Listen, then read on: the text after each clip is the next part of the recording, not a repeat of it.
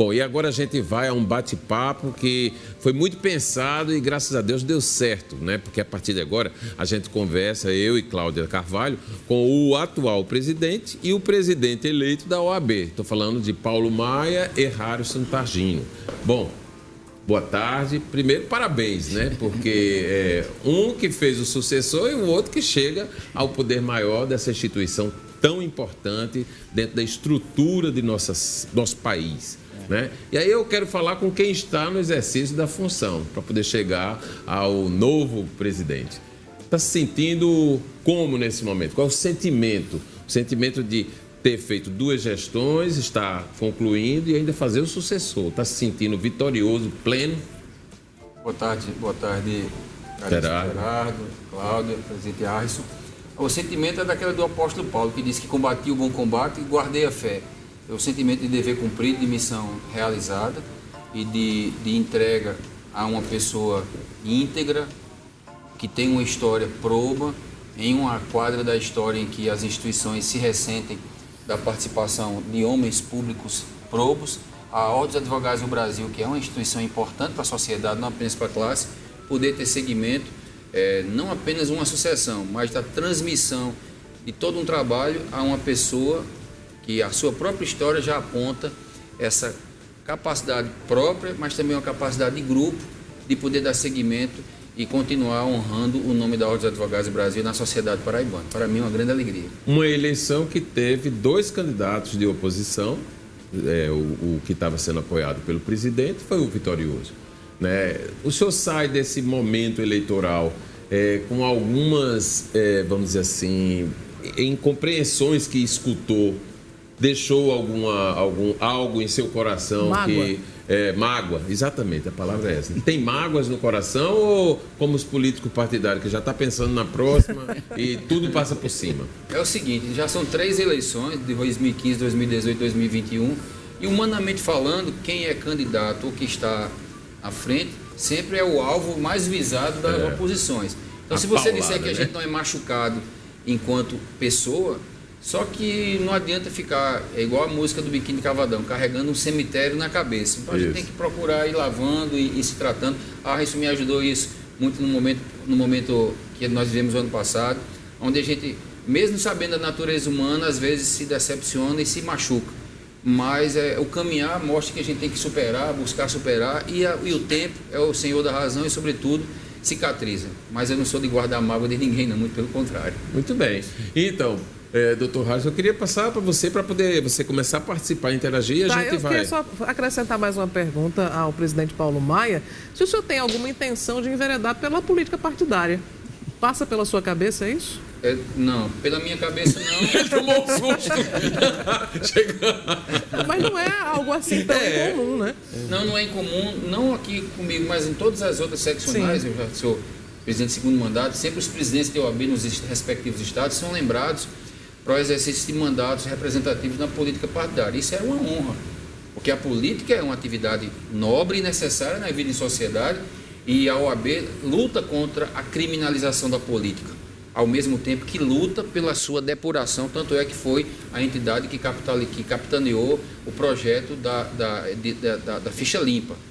Porém, não se passa, no meu momento agora, nenhuma intenção. Se a história vier, eu acatarei com muito respeito e, junto com a minha família, junto com as pessoas que me são mais caras, avaliarei oportunamente isso, mas não é algo que me preocupa agora. Eu quero fazer um ano sabático, quero poder voltar ao meu escritório, viu, Cláudia? É isso que eu estou procurando. É a advocacia. Ele que não fechou a questão, viu? Não fechou a questão. O Dom Bezerra foi presidente da OAB e hoje é vereador de João Pessoa, né? Pois é. Doutor Harrison, qual é o sentimento de um candidato eleito, vitorioso, uma semana depois? Uma semana já, né? Quase uma semana. Uma semana depois. Já deu para... acalmar, acho que não dá não, né? Porque tem muita coisa para ser feita. Na sexta-feira, viu, Gerardo, telespectadores, Harrison desligou o celular, desapareceu, foi descansar, né? Foi verdade, é verdade. É um misto, sabe, Cláudio, viu, Gerardo? Presidente Paulo, é um misto de alegria e responsabilidade. De alegria por ver que o projeto que lutamos juntos, um coletivo de advogadas e advogados, foi referendado pela advocacia paraibana. Dá muita satisfação ver que o legado do presidente Paulo Maia, todo o esforço do movimento, não foi em vão que houve compreensão, nós tivemos uma vitória muito forte e expressiva numericamente e socialmente, mas é também um momento de responsabilidade. Quando a gente olha para frente e imagina que a partir de 1º de janeiro vai ter de assumir a responsabilidade de falar em nome da advocacia, devo dizer que passa um certo frio na espinha e um certo pedido a Deus de discernimento para bem representar. O bom é que está começando agora, né? Porque tem muita coisa para ser feita. Mas o senhor se acha, porque a gestão foi aplaudida, né? Se foi eleito, é porque existe uma concordância de que foi uma boa gestão, né? Dar prosseguimento ao projeto que foi iniciado com ele e colocar em andamento aquilo que o senhor entende como algo que é agregador. Vai ser tão difícil assim ainda? É sempre um caminho difícil e desafiador, porque os desafios são diferenciados, são sempre inovados. E deixa eu dizer, em política tem outro problema, você substituir um excelente presidente como Paulo Maia, né, gera uma certa dimensão de responsabilidade, não foi qualquer gestão. Paulo conseguiu fazer uma gestão disruptiva na OAB, porque ele conseguiu efetivamente abrir as portas da OAB, inovar no modo de fazer gestão. A responsabilidade de conduzir a OAB com o mesmo senso de coletivo que Paulo teve é uma responsabilidade muito grande. É certo que o que acalenta a alma é a certeza que não estaremos só, porque eu dizia que não era candidato de mim mesmo e não fui, e nem serei presidente de mim mesmo. Eu serei co-presidente de um coletivo de advogadas e advogados, porque em minha vida eu sempre trabalhei em coletivo, eu sempre trabalhei em grupo, seja no movimento estudantil, no movimento docente, no movimento de ordem. Então eu sempre soube prestigiar quem está junto, remando junto, e nós temos um coletivo muito grande e isso apacenta a alma. O senhor já esteve participando diretamente de muitas campanhas políticas, né? Assessorando juridicamente várias campanhas. A experiência de ser candidato é muito diferente? É diferente, Cláudia. Você veja que eu sou advogado eleitoralista há 30 anos na Paraíba, conheço eleições de governo, Senado, deputado estadual, federal, prefeito, advogando sempre. Nunca fui candidato e nunca pretendei ser, mas conheço com certa familiaridade o tema da eleição e o tema do direito eleitoral. Mas a posição de candidato é completamente diferente.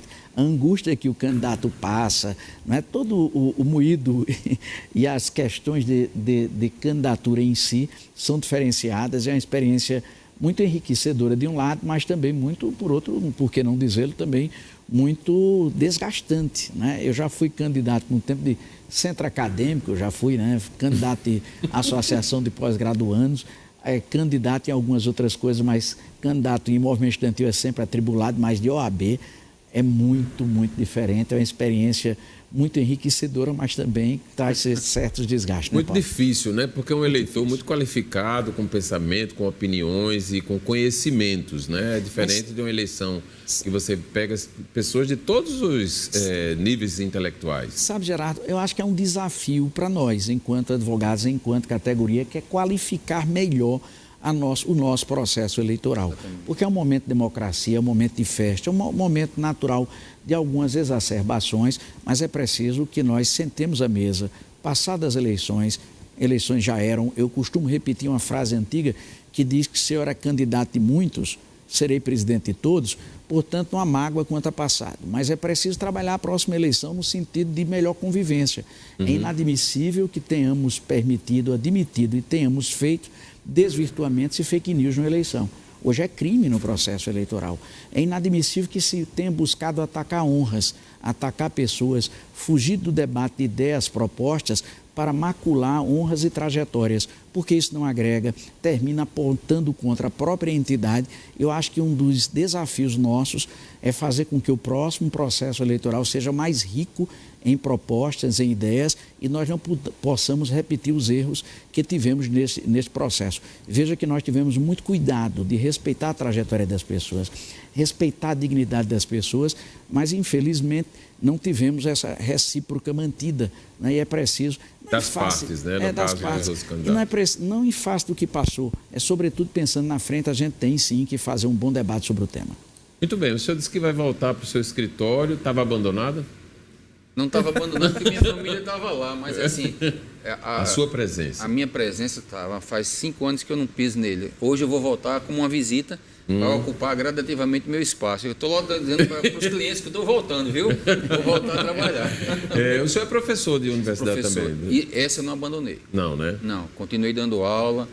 Hoje mesmo eu acabei o programa, 95% do programa foi dado, a aula para os alunos hoje do Uniesp. Muito bem. Agora, trazendo essa experiência, o professor Harris Tagino agora pode esquecer o escritório dele, né? Não, isso é uma realidade muito própria, né? É algo muito particular, né?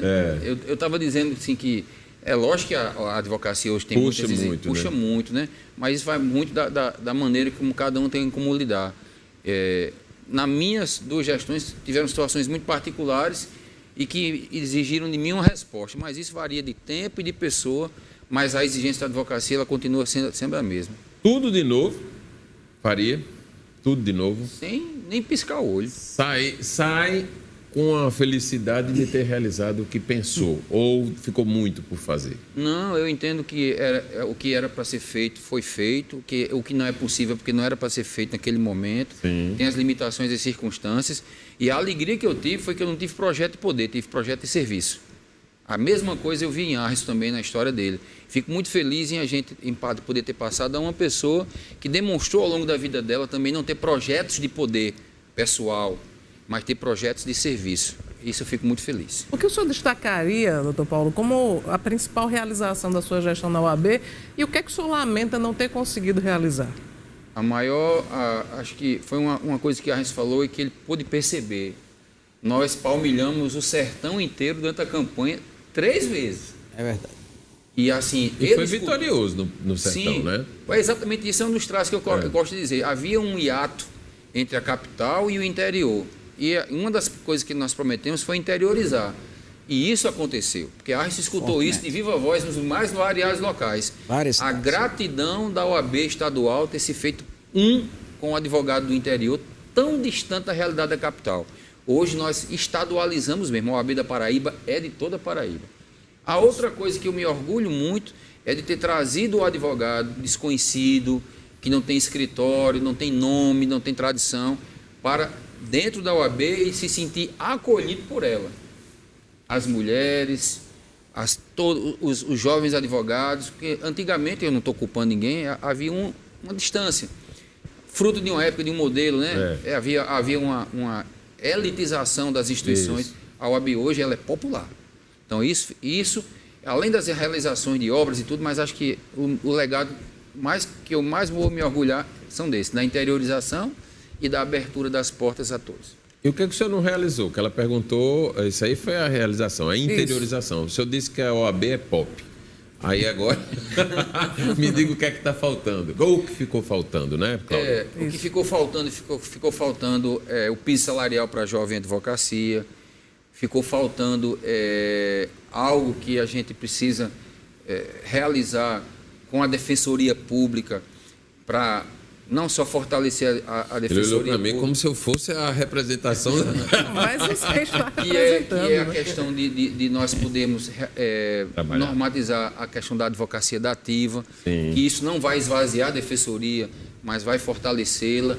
Não é? A cidade da advocacia, que não foi possível, mas a gente já deixou praticamente tudo pronto. Aliás, saíram as licenças, né? Graças a Deus. Na quinta-feira, se não me engano, foi autorizada a licença ambiental. A licença ambiental, e a gente falta mais a licença de instalação. E é uma grande obra, porque a sede da OAB está lá desde 1962. A questão das custas. Custas que... O que é que há de tão sério, tão atravancador, de tanto... Está toda hora... De onde é que vem a inflação nas custas, né? O que é que há para ser feito que não se consegue fazer? Porque isso é algo que em várias gestões se fala, se procura, levanta a bandeira, mas não se consegue andar. Vontade política da classe política, do Tribunal de Justiça. Não estou criticando pessoas, estou criticando instituições e as pessoas que por elas passaram, que não fizeram aquilo que devia ser feito. Então a Paraíba ainda continua sendo um dos estados mais pobres do Brasil, que tem as custas mais altas do país. E isso não se deu por conta de falta de vontade política. A OAB apresentou à Assembleia Legislativa um anteprojeto de custas, procurou o Tribunal de Justiça por várias vezes, participou de um comitê que foi elaborado um novo anteprojeto de custas, o Tribunal de Justiça não deu seguimento a isso, nós tivemos reuniões pedindo que fosse dado seguimento, foi feito ouvido moco ao clamor da OAB, entramos com ação direta em constitucionalidade do Supremo Tribunal Federal, que lamentavelmente declarou constitucional, então a OAB fez o que estava ao seu alcance, mas faltou coragem e vontade política das instituições a que competiam para tirar a Paraíba desse infeliz escória. Cláudio, ele deu o recado aí, né? Doutor Harrison, vai levantar essa bandeira novamente? Com certeza, essa é uma bandeira que não tem como não ser percebida. E eu creio firmemente no diálogo qualificado com o tribunal para que haja essa sensibilidade que tem faltado em relação a esse drama. Um drama imenso que afasta as pessoas do Poder Judiciário e, de certo modo, desprestigia o próprio poder, porque quanto mais se acessa o Judiciário, se acessa por confiar nele. E os valores cobrados terminam sendo um fator inibitório.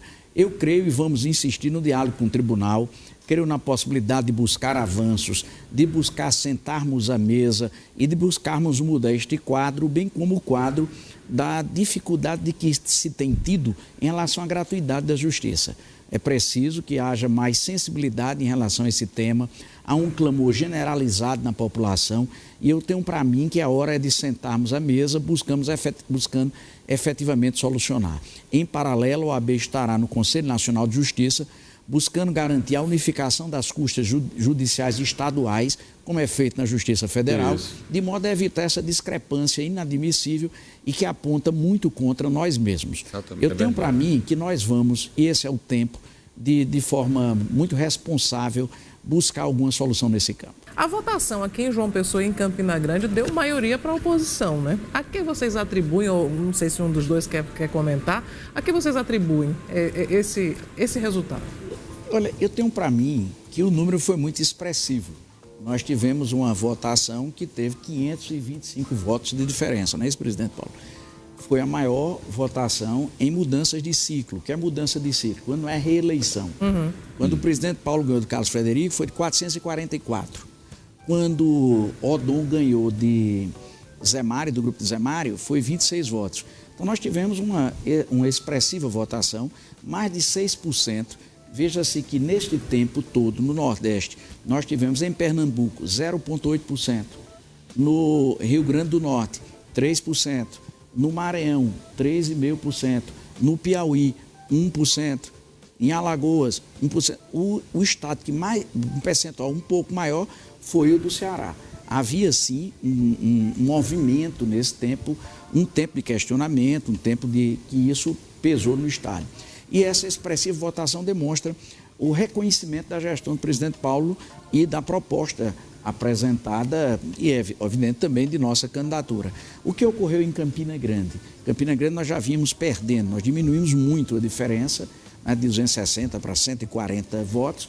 Há uma particularidade de termos em Campina a oposição dos 4 ex-últimos presidentes locais de Campina Grande. Em João Pessoa, tecnicamente, um empate técnico de 4.507, 96 votos de diferença.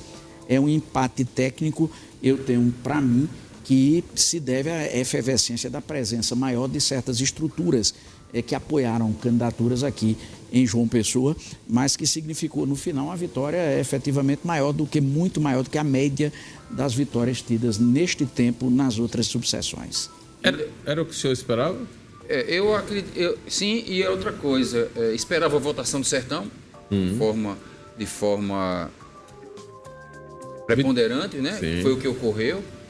Em João Pessoa há sempre uma incógnita, mas é como o Harrison bem falou, havia algumas estruturas de poder que estavam interferindo no resultado, mas isso não fez uma grande diferença. Porque, como ele muito bem falou, 4.500 votos em João Pessoa, era o colégio eleitoral. É o que votou. Sim. O colégio eleitoral em João Pessoa eram 6.000, votaram 4.500. A diferença dele para o segundo local, o segundo candidato, a segunda colocada, foram 96 votos. Sim. Quer dizer, um percentual de 1,3%. Então a gente não consegue, não pode dizer que aí há um recado nas urnas. Foi uma circunstância. Né? Em Campina Grande, tradicionalmente Campina Grande não vota em situação, vota em oposição, algo que a gente vem acompanhando. Mesmo sendo um filho de Campina Grande, né? Você sabe que, Geraldo, uma coisa interessante. vou à presidência da OAB depois de 30 anos de um campinense que foi Vital do Rego. Sim. E na eleição de Vital também lá ocorreu o mesmo fenômeno. Campinas, que Paulo disse, tem uma certa característica de ordem de certa posição de oposição. Mas você falou agora esses anos todos, eu me lembro de Vital na presidência da... Eu recebi carteira dele, a carteira da OAB eu recebi de Vital do Rego. Eu estou querendo me lembrar. Grande, Vital, Antônio Vital. Você está querendo lembrar de quem você recebeu a carteira? Eu assisti, eu quero me lembrar agora de quem eu assisti. Você estava lá, então não há recados nas urnas nessas duas realidades, não é? Por conta desse contingente, por conta do histórico e por conta da vitória. Como o Arres falou, foram 452 votos de diferença para a segundo colocado. Para o terceiro, quase 1.000 e poucos votos. E o recado que vem do sertão é exatamente, e também da capital e de Campina Grande, é o acolhimento de um modelo. E a gente sabe que cada eleição é uma eleição diferente, todas as eleições são as mesmas eleições. Tem circunstâncias pontuais. Sim. Agora, a leitura política conjuntural e estrutural é de uma aprovação de modelo, porque senão não teria sido, como o Arreson bem falou. E outra coisa, no Ceará houve uma reeleição de um candidato muito bem avaliado.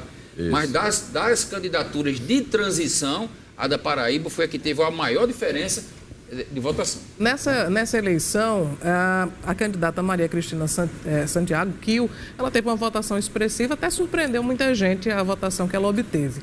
E foi a primeira vez que uma mulher disputou a presidência da OAB, né? Em 90 anos de OAB. Isso não traz um recado de que as mulheres advogadas, elas querem ter maior representatividade na ordem? Olha, essa questão da representatividade da mulher muito bem equacionada na OAB da Paraíba. Porque quando o Conselho Federal exigiu para a candidatura, né, a paridade, ou seja, que tem metade de homens e mulheres, a Paraíba já fazia na gestão do presidente Paulo Maia. Das 52 comissões existentes, 27 são presididas por mulheres. A maioria dos membros de comissão já são mulheres. E nós temos o privilégio de ter um grupo, Cláudia, de mulheres, um coletivo de mulheres muito engajada na luta de mulheres de há muito tempo. Não na eleição, como projeto individual, como candidatura específica. Ninguém vota só por essa característica. Ninguém vai votar na próxima eleição para governador porque é mulher. Apenas. Né? Apenas. Essa característica é importante dentro de um contexto de luta, de coletivo. É uma boa candidata que seja mulher, né? Veja que os candidatos a governador, por exemplo, lançados, né, são os que todos conhecem, a presidente também. Né? A questão de votar não pode ser reduzida ao binário em qualquer dos signos. E essa tentativa faz com que a complexidade da tomada de decisões seja deixada de fora. E por isso a advocacia paraibana votou. Votou em quem?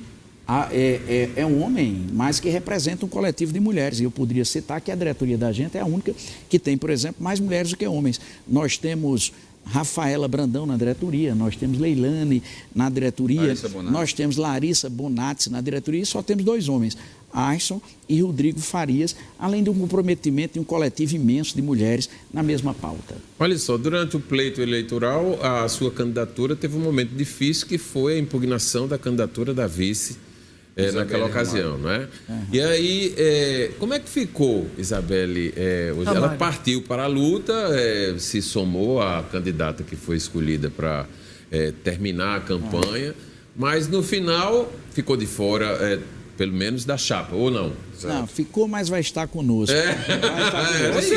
Eu digo, na campanha, essa maldade de, por uma formalidade, tirar uma pessoa, uma advogada com tanto brilho como Isabelle, uma professora, jovem advogada, competente, levou, em verdade, a gente ficar com 2 vices. Né? Era Rafaela, era Isabelle, Isabelle era Rafaela. Elas se somaram e Isabelle vai ter uma posição destacada exatamente pelo que representa, que é um coletivo de mulheres advogadas e advogados. Porque, diferente de outros projetos, o nosso projeto não se assentava na individualidade das pessoas. Se assentava na perspectiva de coletivo. E isso nós vamos manter firmemente, por isso que Belle vai estar conosco sim na gestão. Então já deu supremacia feminina, Cláudio. Entendeu agora? É uma realidade. Isso que o Arreson falou é exatamente isso. Ao longo dos 6 anos, as mulheres se sentiram acolhidas pela OAB da Paraíba, que era uma entidade eminentemente masculina. Tanto é que de 1.014 membros das comissões da OAB, 562 são mulheres. E o número que a Arreson falou, 27 são presidentes de comissão. Então a mulher se sentiu respeitada e valorizada dentro da OAB da Paraíba. E quando Isabelle foi impugnada, o nome de Rafaela não surgiu de fora, já estava dentro.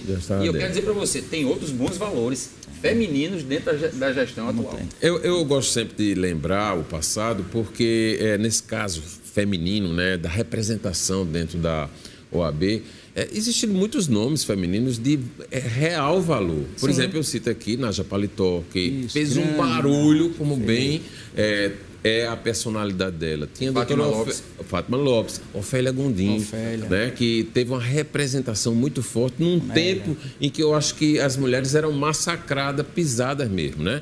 Então, eu entendo a candidatura de Maria Cristina Santiago, Kio, uma querida amiga, como um fortalecimento. Ela se credenciou, né? Porque não dá para chegar e já ir acontecendo, a não ser que tivesse sido um desastre a gestão de Paulo Maia, e aí sim as opções que surgiam tinha que ser decidido por ali mesmo, né? Então a gente não pode passar por cima dessas representações, elas podem ser mais, mas já era mais, né? Como ele está falando aí, mas já existiu um equilíbrio, né, no Conselho Federal, por exemplo. O fato de, na história da OAB, nunca ter tido uma mulher que disputou, né? Não é falando de que venceu, mas que disputou a presidência da Ordem dos Advogados do Brasil, né? Talvez ela não se sentisse como Kio se sentiu, ao ponto de chegar a pleitear, né? Chegou a hora, está aí pleiteando, uma hora consegue, ou não é? É isso. Olha aí, ele está dizendo que concordaram. Claro. Eu não tenho dúvidas que em algum momento a presença será feminina, será masculina, porque isso, é o ser humano que há por trás, com as habilidades, sua história, que é ocupar. E a OAB dá um recado nacional. A OAB diz, olha, todos os órgãos de gestão têm que ter metade homem e metade mulher, que é o provimento federal. Isso. Nós votamos, inclusive foi com voto nosso, nós lutamos por isso, para que até em eventos jurídicos de formação tenha participação da mulher com direito à voz e voto, no mínimo com 30% a 40% de participação em eventos. Isso tudo para ampliar, não para dar, mas para reconhecer o decisivo e importante papel da mulher nessa construção coletiva. Deixa eu perguntar agora, o paletó já está pronto? Quando é que vai ser a posse? Nós temos uma posse formal em 1º de janeiro, né, Paulo? Quando a gente... no gabinete no gabinete. E temos uma posse festiva, que é a tradição feita em fevereiro, quando já toma posse a presidência nacional, depois tomam posse também os presidentes seccionais, uma posse festiva realizada no Estado. Que é exatamente num ano que não tem as posses dos tribunais, né? Porque sempre também é nessa data, logo no comecinho de fevereiro. Né? E aí essas posses vão acontecendo desde dezembro, né? O TRT, depois vem e tal. A OAB Nacional, ela encampou, né, uma posição política contra o presidente Jair Bolsonaro. Como é que vai ser a gestão de Arrisson? Terá também uma cara política? Ela não pode ter uma cara de política partidária. A OAB é uma entidade social relevante, tem uma história, né, na democracia e na busca do Estado democrático de direito e da inclusão social, e disso nós não podemos nos furtar em estarmos junto das bandeiras comuns, com cuidado de evitar o partidarismo ou o viés político-partidário. Por isso que, inclusive, na composição da chapa, nós tivemos uma chapa plural. Tem gente de direita, de centro e de esquerda a dizer que a OAB é de todas e de todos. E somos flagrantemente contrários ao uso da OAB por qualquer viés político-partidário, inclusive o objeto de crítica que fazemos a gestão de Felipe Santa Cruz na OAB Nacional. É preciso ter muito cuidado. Eu repito uma fala que o presidente Paulo sempre repete, né, que dizia de um presidente nacional, que dizia que o presidente da OAB não é um comentarista de casos, ele deve ser protagonista de causas, para dizer bem do papel que deve ter a ordem nesse contexto. É isso aí. Agora eu quero 2 perguntas para a gente encerrar, Cláudia. Uma, querendo saber do doutor Paulo, o que é que ainda vai poder ser feito na gestão dele. E quero saber de doutor Harrison, qual vai ser o primeiro ato? Parece até governador, né? Mas é governador de uma instituição que tem poder. A última ação que vai ser feita e que vai redundar já para Harrison é o processo de digitalização do acervo físico da OAB. Sim. Nós já estava dentro das metas, graças a Deus o orçamento vai ter permitiu isso, não vai passar de gestão. A gente vai contratar a digitalização, transformar a OAB completamente em uma entidade digital. O acervo que ela já possui e o atual, para que a partir de 2022 ela seja completamente virtual. Quer dizer, é uma grande conquista. Está entregando a modernidade. A modernidade. Tuarcio. Acho que nós teremos uma série de atos, sobretudo fincados em ouvir a advocacia acerca dos destinos comuns. Nós vamos buscar fazer uma série de consultas para definir medidas concretas. Começamos a fazer a transição, não é, presidente Paulo, amanhã, numa reunião que teremos das duas diretorias, e vamos fazer um plano estratégico de ação para submeter a advocacia paraibana e aí começar a trabalhar rumo à valorização, na busca da valorização, defesa das prerrogativas, dos embates naturais comuns da advocacia, pedindo discernimento a Deus para poder bem representar a advocacia. Cláudia, você tem alguma pergunta ainda? É só sobre a cidade da advocacia, que foi uma iniciada, né? O terreno foi comprado na gestão de Paulo Maia. O terreno está limpo, né? Agora. Saiu a licença. E agora o que é que está faltando? Quais serão os próximos passos? Feito uma fase extremamente importante, que foi a aquisição do terreno, algo histórico para Paraíba, né? Nós vamos agora buscar construir a sede. Vamos voltar ao Conselho Federal, as articulações já foram feitas, buscando recursos para a construção. O projeto já vem sendo desenvolvido, há toda uma etapa de elaboração de licenças. Vamos fazer um processo de aferição, uma licitação, né, para a escolha de quem vai tocar as obras. Há, portanto, uma série de medidas formais para que, ainda nesses 3 anos, se Deus permitir, nós possamos ter a concretização do sonho da cidade da advocacia, esse grande empreendimento que brindará, o que será um espaço de respeito à nossa advocacia. Mas aquele prédio no centro continua existindo? Sim, aquele prédio vai se transmudar em um prédio de serviços à advocacia. Nós temos lá, pensando no OAB Office, uma tentativa de fazer com que ele possa estar a serviço de toda a advocacia da mesma forma. Muito bem, eu quero agradecer aos dois, desejando sucesso na conclusão, né, da gestão e muita sorte no início desse novo tempo na OAB. Amém. Obrigado.